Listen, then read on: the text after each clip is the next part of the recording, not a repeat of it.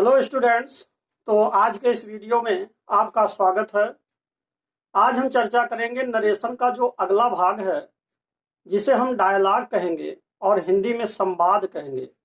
आज उसके बारे में हम नियमों को पढ़ेंगे और देखते हैं कि संवाद क्या है।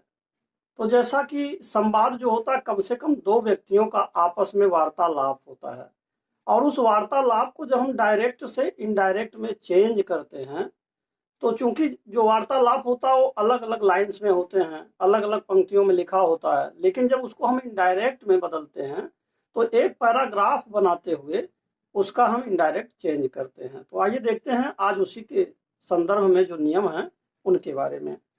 तो देखिए, सबसे पहले आप ये देखिए कि ये नरेशन चल रहा है। नरेशन का अगला टॉपिक है डायलॉग्स, और जिसका हिंदी में अर्थ होगा संवाद।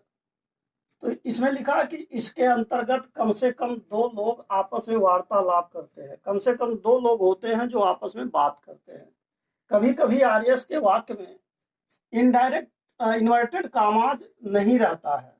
कभी कभी ऐसी स्थिति होती है कि इन्वर्टेड कामा नहीं रहता है, जिससे कि पता चल सके कि आरएस क्या है या रिपोर्टेड स्पीच क्या है। तो ऐसी स्थितियों में जो व्यक्ति बोलता है वह आरबी का कर्ता होता है, और जिससे बात करता है वह उसका कर्म हो जाता है। अगर मान लीजिए कहीं इन्वर्टेड कामाज नहीं दिए हैं, तो यह देखना होता है कि उस वार्तालाप में जो व्यक्ति बात कर रहा है वो उसका सब्जेक्ट होगा। आरबी यानी रिपोर्टिंग वर्ब का सब्जेक्ट होगा, और जिससे बात कर रहा है उसको हम ऑब्जेक्ट बना देते हैं। दूसरी बात यह है कि इसमें आगे लिखा हुआ है कि कभी कभी आरबी भी नहीं मिलता है, तो ऐसी स्थिति में वाक्य के भाव के अनुसार हम आरबी के सेड या सट्टू को advised, ordered, told, asked, requested etc में बदल देते हैं। कई बार ऐसी स्थिति होती है कि केवल व्यक्तियों का नाम रहता है, लेकिन उन्होंने क्या कहा है आगे नहीं लिखा होता, यानी आरबी का वर्ब जो होता नहीं रहता है। तो ऐसे स्थितियों में हम जो वाक्य का भाव होता है उसके अनुरूप, जैसा आरबी का सेट या सेट टू बदलता है, एडवाइस्ड में है, ऑर्डर्ड में, टोल्ड में, आस्क्ड में, रिक्वेस्टेड में, या मान लीजिए रिप्लाइड में, या किसी भी तरह से बेग्ड में, जहां जैसा जरूरत होगा उस वाक्य के भाव के अनुसार हम रिपोर्टिंग वर्ब पुनः बना देते हैं। तो कई बार ऐसा स्थिति होता है, जैसे मान लीजिए अब आप क्वेश्चंस को देखिए, एग्जाम्पल में क्वेश्चन। अब जैसे लिखा हरी, अब इसके बाद देखिए do you wish to go to movie today. अब देखिए हरी के बाद कोई सेड नहीं आया है, सेड या आस्क्ड ये सब कुछ लिखा नहीं है। तो ये यही बात है कि आरबी में क्या नाम है, कभी कभी आरबी में नहीं मिलता है, कभी कभी आरबी भी नहीं मिलता है। आरबी का जो सब्जेक्ट होता है, सॉरी, आरबी का जो वर्ब होता है वो नहीं मिलता है। ऐसी स्थिति में वाक्य के भाव के अनुसार हम बदलते हैं। तो इसमें कहीं पर भी सेड नहीं आया है। रवि लिखा है, फिर राम लिखा है, फिर हरी लिखा है, फिर राम लिखा, फिर हरी लिखा, फिर राम लिखा है। इसके आगे सेड या आस्क्ड या टोल्ड कुछ नहीं लिखा है। तो आरबी का जो वर्ब है वो नहीं है। ऐसे स्थितियों में हम इसको जैसा वाक्य होता है उसके अनुरूप हम जो इसका आरबी होता है रिपोर्टिंग वर्ब उसको बना देते हैं। दूसरी बात यह है कि आप देख रहे हैं कि इस अगर हम इसको आरबी मान लें हरि को, और इसे आरएस मान लें, क्योंकि अब इसमें इन्वर्टेड कामा का प्रयोग इसमें नहीं किया गया, तो फिर भी ये आरएस होगा। तो ऐसे स्थिति में आपको ये देखना होता है कि कौन सा मुख्य व्यक्ति है इसमें। जैसे हरि है, और हरि ने पूछा है, क्या पूछा है, do you wish to go to movie today, क्या आज आप मूवी में जाओगे।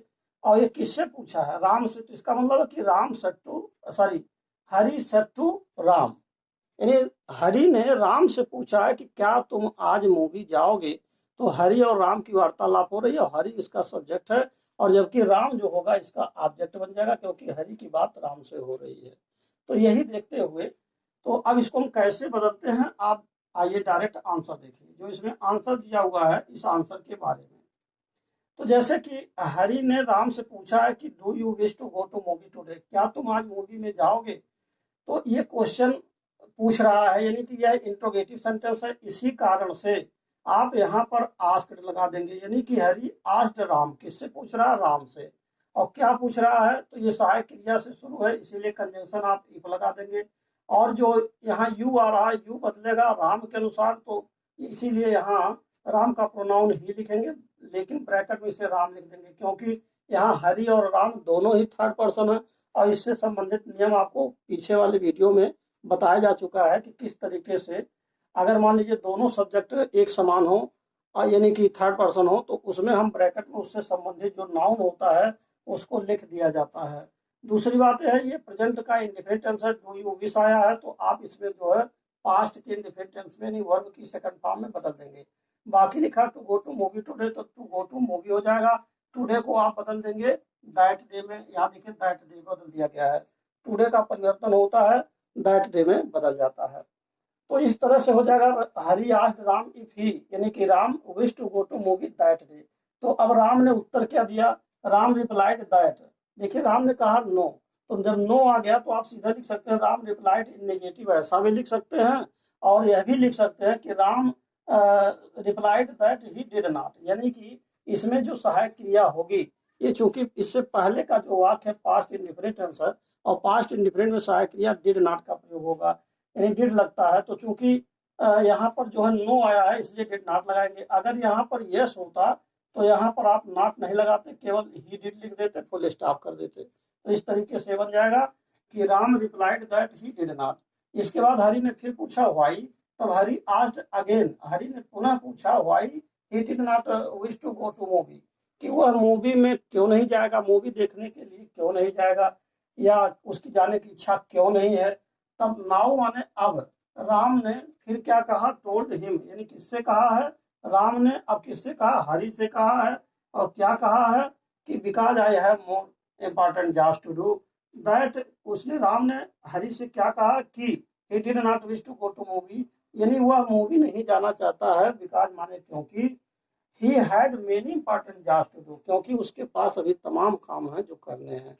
तो इस तरीके से अगर मान लीजिए कोई भी डायलॉग्स आता है, यानी कि जिसको हिंदी में संवाद कहेंगे, यानी कि वार्तालाप कहेंगे, तो इन वार्तालापों को आप देख रहे हैं अलग अलग हैं, तो आपको अलग अलग इनडायरेक्ट नहीं बनाना है, बल्कि इनको आप एक पैराग्राफ में एडजस्ट करते हुए, एक पैराग्राफ में लिखते हुए और जैसा वाक्य होगा उस वाक्य के नियमानुसार इसमें हम परिवर्तन करते रहेंगे और समय समय पर जो इसके आरबी है यानी कि रिपोर्टिंग वर्ब है उसको भी बदलते रहेंगे, बनाते रहेंगे, चाहे वो आज जैसा वाक्य होगा। आप जैसे मान लीजिए पहला वाक्य को अगर देखें तो ये आपका इंट्रोगेटिव है और अगर हम दूसरे वाक्य को देखें तो ये असर्टिव है।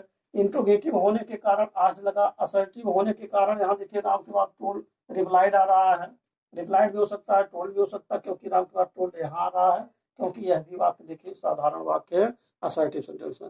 कहने का मतलब यह है कि जो भी पीछे के रूल्स हैं, जितना भी आपने पिछले वीडियोज में नियमों को देखा है वो सारे नियम यहाँ फॉलो होंगे, लगेंगे। केवल और केवल इतना ध्यान देना है कि दिए गए इन क्वेश्चंस को, प्रश्नों को जो अलग अलग वार्तालाप में अलग अलग लाइंस में लिखा हुआ है, इसको जब आप इनडायरेक्ट में चेंज करें तो इसे समेटते हुए एक पैराग्राफ बनाते हुए लिखना है।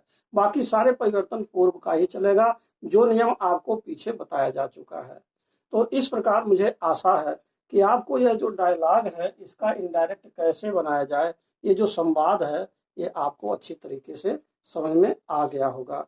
तो अब ये वीडियो भी इसी के साथ यहीं पर समाप्त होता है और अंत में मैं आपसे यही कहूँगा कि यदि आप मेरे चैनल पर पहली बार हैं तो कृपया मेरे चैनल को सब्सक्राइब अवश्य कर दें, साथ ही साथ बेल आइकन भी प्रेस कर दें, जिससे कि जो भी नए नए वीडियोज मैं बना रहा हूँ उसका नोटिफिकेशन आप तक पहले पहुँच सके और आप उसका समुचित लाभ भी उठा सके। And finally thanks for watching this video.